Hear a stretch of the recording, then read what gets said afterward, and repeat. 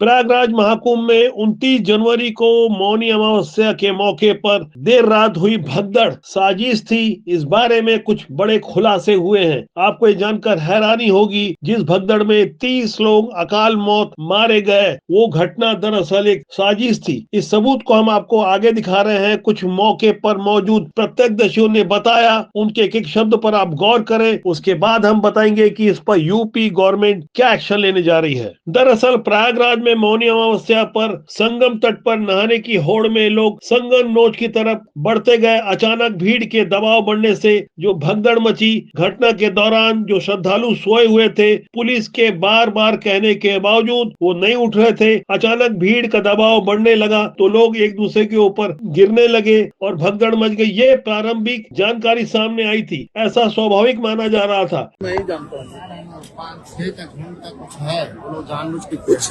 असामाजिक लोग है यहाँ पे। ये झंडा लाल झंडा लेके आया था और जानबूझ के ढकला है सबको, जानबूझ के। क्या दीदी क्या हुआ था आप लोग? कहा तुमने, एक ढलान था वहाँ पर खड़े थे, कुछ आदमी आया झंडा लेके गिरा दिया, अचानक से गिर गया और गिरे तो पटक गए। आज मेरे लोग 10 आदमी खड़ा हो गया, आपके ऊपर कोई चढ़ गया था? 10 आदमी ज्यादा होगा। तब एक लड़का था, उसका बेल्टी पकड़े आराम उठे।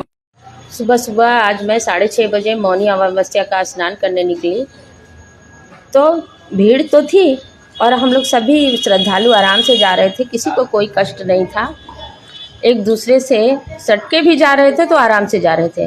तभी पीछे से हुड़दंग की आवाज़ आई, कुछ लोगों की, जो पता नहीं क्या बोल रहे थे, भगवान का नाम नहीं ले रहे थे पर कुछ बोल रहे थे। ऐसा हमें समझ में नहीं आया कि वो लोग क्या बोल रहे हैं। हुड़दंग मचा रहे थे और पीछे से धक्का देते हुए एकदम से कहते थे हटो हटो हटो, और ढकेलते हुए आगे बढ़ ही जाते थे, जिससे कि कुछ लोग गिरते गिरते बचते थे, कोई किसी को पकड़ लेता था, कोई किसी को पकड़ लेता था, और कैसे कैसे करके ही हम लोग गए हैं। और वहाँ से जब लौटे हैं तो मैंने देखा कि 5-6 लड़कियों का झुंड है जो लगातार ढकेल ढकेल के आगे जा रही है और प्रयास कर रही है कि किसी के गले में चेन है तो उसे खींचे।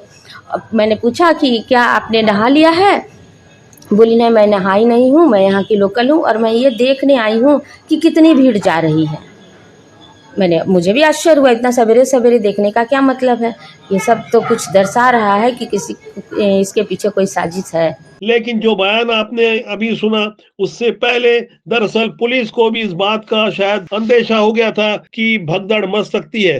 तभी मेला कमिश्नर विजय विश्वास पंत ने जो हाथ में लाउड स्पीकर लेकर अनाउंस किया, उनकी वो बातें सोशल मीडिया में वायरल है। चंद सेकंड में आप उनकी बातों पर भी गौर करें। उसके बाद हम अंदर खाने की कुछ महत्वपूर्ण बातें बताएंगे, जिसे पूरे देश और दुनिया को जानना समझना बहुत जरूरी है। सभी श्रद्धालु सुन लें, यहाँ लेटे रहने से कोई फायदा नहीं है। जो सोवत है सो खोवत है। उठिए उठिए, स्नान करिए, और ये आपके सुरक्षित रहने के लिए बहुत आएंगे और भगदड़ मचने की संभावना है, भगदड़ मचने की संभावना है। घटना के बाद जैसा कि आप देख सकते हैं, बिखरे हुए सामान, कपड़े, बैग, जूते और मोबाइल, ये सारी बातें, सारे वीडियो सोशल मीडिया के अलावा मेन स्ट्रीम की मीडिया में भी खूब वायरल हुए। रोते हुए लोगों को दिखाकर जिस तरह से ये बताने की कोशिश की गई कि मेले वाले दिन करीब 10 करोड़ लोग जब वहां आ गए थे, शासन किस तरह से असहाय हो गया था। दरअसल महाकुंभ को लेकर लोग मीडिया में साफ तौर पर कह रहे थे कि व्यवस्थाएं बहुत बढ़िया है, तो ऐसे में जाहिर तौर पर जो यूपी सरकार भारतीय जनता पार्टी की है, तो उस वहां विपक्ष की ओर से भी अव्यवस्था को लेकर तीखे बयान आ रहे थे। खासकर अखिलेश यादव और राहुल गांधी बयान देने में पीछे नहीं हट रहे थे। अब जब भगदड़ मच गई तो अव्यवस्था को लेकर उंगलियां उठ रही है, और जिस तरह से बयान सामने आया, जो सबूत मिल रहे हैं, शुरुआती सबूत है, इसे लेकर उत्तर प्रदेश सरकार ने एक बहुत बड़ा एक्शन लिया है। न्यायिक जांच की घोषणा कर दी गई है। इसके अलावा अलग से कुछ गुप्त रूप से जानकारियां जुटाई जा रही है, इंटेलिजेंस को एक्टिव कर दिया गया है, वो सारे सोर्सेस काम करने लग गए हैं जिससे पता चल सके कि वाकई जो चश्मदीद बता रहे थे कि कुछ लोग आके अचानक डंडा लेकर मारने लगे, धक्का देने लगे, अभद्र व्यवहार करने लगे, यानी वो सब हरकतें करने लगे जिससे किसी न किसी तरह मेला स्थल पर भगदड़ मच जाए, और आखिर वही हुआ भी। इसकी अब बारीकी से पड़ताल होगी।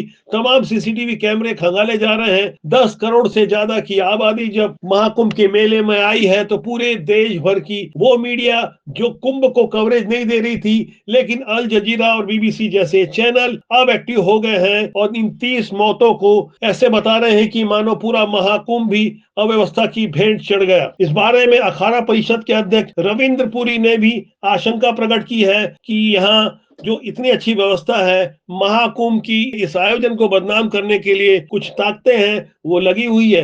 क्या वो ताकतें अपने मंसूबों में सफल हुई, इस पर भी गहराई से पड़ताल की जा रही है। लोगों ने दुष्प्रचार किया है, इतनी बड़ी घटना नहीं थी जो लोगों ने इसको बनाया गया। आपने देखा होगा जब भी हमारे सनातन के महापर्व होते हैं तब हमें क्या किया जाता है, ट्रेंड किया जाता है, हमें बदनाम किया जाता है, हमें प्रयास किया जाता है कि जैसे जो शत्रु हमारे होते हैं वो कैसे हमें बदनाम करें। और आपने देखा होगा जब हम यहाँ आए थे तब से आज तक पूरे विरोधी हमारे पीछे लगे हैं। कोई कहता है गंगा में पाप धोने गई है, कोई कहता है गंगा में स्नान करने से पापी हो जाओगे, कोई कहता है बीमार हो जाओगे। यहाँ आपने गौर किया होगा इस भगदड़ के बाद संगम नोज एक शब्द बार बार सामने आ रहा है। दरअसल संगम नोज वह स्थल होता है जहाँ गंगा जी, यमुना जी और अदृश्य सरस्वती जी का संगम होता है, यानी 3 पवित्र नदियों का संगम होता है। यहाँ माना जाता है कि इस स्थान पर स्नान करने से पुण्य की प्राप्ति होती है। इसके अलावा यह स्थान समुद्र मंथन के दौरान अमृत की कुछ बूंदों के गिरने के कारण बहुत ज्यादा पवित्र हो गया, जिससे श्रद्धालुओं को यहाँ स्नान करने का विश्वास और प्रगाढ़ हो जाता है। इस स्थान की धार्मिक और सांस्कृतिक महत्ता के कारण ही यहाँ हमेशा बड़ी संख्या में श्रद्धालु एकत्र होते हैं, जिससे यहाँ कभी कभी भगदड़ जैसी स्थिति उत्पन्न हो जाती है। मौनी अमावस्या पर जो भगदड़ हुई, सीधे तौर पर उसके कारणों पर यदि गौर किया जाए तो एक तो बड़ी संख्या में श्रद्धालुओं का यहाँ आना, उसके बाद जो पुलिस प्रशासन ने इंस्ट्रक्शन दिए थे उसका पालन नहीं करना, बैरिकेड में जिस तरह से चढ़कर लोग उस पर लांग रहे थे और धक्का मुक्की कर रहे थे, ऐसे में पुलिस और स्थानीय व्यवस्था कहीं न कहीं चरमराते हुए नजर आई। पुलिस के बार बार मना करने के बाद घाट पर लोग सो रहे थे। प्रशासन की पूरी व्यवस्था होने के बावजूद यहाँ भगदड़ की स्थिति निर्मित हो गई। एक सबसे बड़ा मुख्य कारण जो और सामने आ रहा है वो यह है कि जिस स्थान से श्रद्धालु आ रहे थे उसी मार्ग से उन्हें वापस जाना था, जिसके चलते लाखों करोड़ों लोगों की भीड़ कहीं ना कहीं अव्यवस्थित हो गई और लोग एक दूसरे के ऊपर चढ़ते गए। ये सारी बातें जो शुरुआत में बताई जा रही है, उसके अलावा जो मौके पर मौजूद थे जिन्होंने साफ तौर पर बताया कुछ लोग जानबूझकर भगदड़ मचा रहे थे, ये वीडियो और ये आवाज, ये बयान, ये बेबसी कहीं झूठ बोलते नजर नहीं आ रहे हैं। इस पर बारीकी से पड़ताल होने की जरूरत है। आखिर कौन है वो जो ऐसे भगदड़ से खुश हो रहा होगा, इस पर गहन चिंतन मनन की आवश्यकता है। राष्ट्रबोध आपका अपना जनमंच है, इस बारे में हम अंदर खाने की ढेर सारी जानकारी लगातार आपको देते रहेंगे, लगातार अपडेट करते रहेंगे। राष्ट्रबोध के साथ बने रहें। कृपया राष्ट्रबोध चैनल को सब्सक्राइब करें। नमस्कार।